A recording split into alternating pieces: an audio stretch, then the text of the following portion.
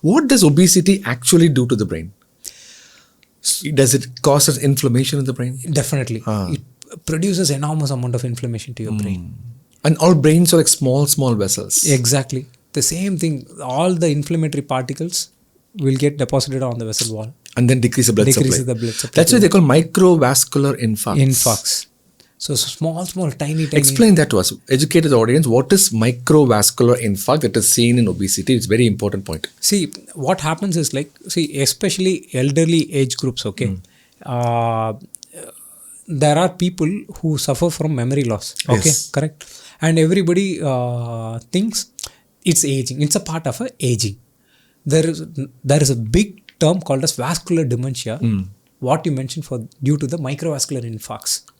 So what it does, these small blood vessels, what I was telling, they get deposited by these cholesterol particles. And these infarcts, they are all silent infarcts. So infarct means an area where there is no blood supply. Blood supply is being done. And microvascular is because of once from the larger arteries, when you are going into the end organs, they become, the size gets smaller and smaller.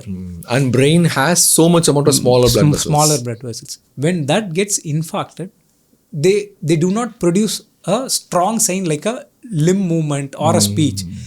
They'll have these subtle changes where they'll have a sudden mild imbalance and memory issues. And when you get a scan, you will see small infarcts everywhere. So even without our knowledge, there could be some infarct that's going down right now. The brain. I see. Wow. So is that the reason that can be related to dementia? Definitely. That's what. See, all these infarcts invariably what will happen is there is a process in the brain where your memory gets stored. Correct? And there are various segments of memory. What happens is these micro arteries supplying to those segments gets blocked over a period of time. And they'll think it is normal to forget. And over a period of time, it will be so vast, they'll not be remember where they're navigating inside their own house. Like for example, I have to go to a toilet, I'll not be knowing the pathway where I'm going.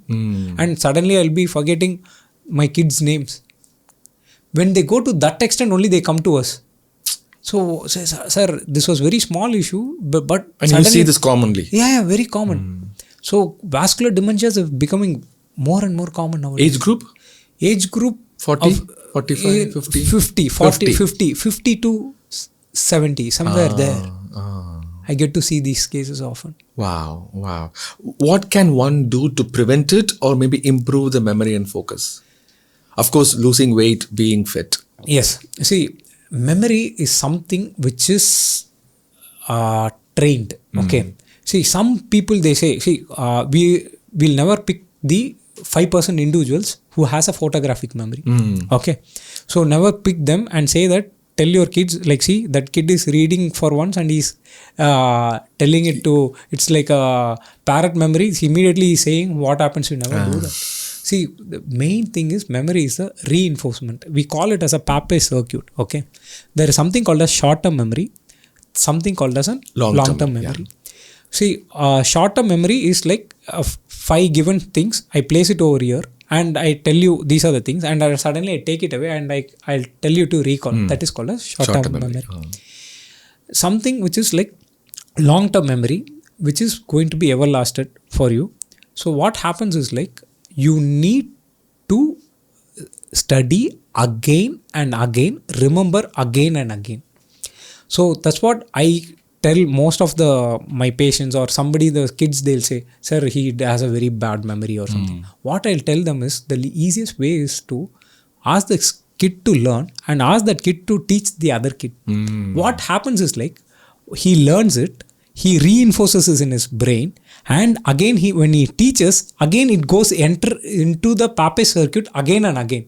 So invariably he would have, once if I am telling something to Dr. Pal, I should be confident of what I'm saying. I should have memorized it. Then I'll use my creativity to explain it. So many centers I'm using it to tell it to you. So once I'm sharing this knowledge once I'm telling it to you, it means multiple times I have revised in my brain to tell it to you. So you study that. That is why there is no escape from the hard work. You always keep reading, and once you read, try to teach others so that your brain is reinforced and your prefrontal cortex will be very confident. It will say you are confident about that subject, and you will never forget. It will give your confidence level. And once you are doing it, even in your exams, you will be so confident in approaching it. You will not be taken back like, oh, it's a difficult question. No. So repetition. Repetition is the most. That's what they say: learn, do, and teach. Teach. Learn, do, and teach.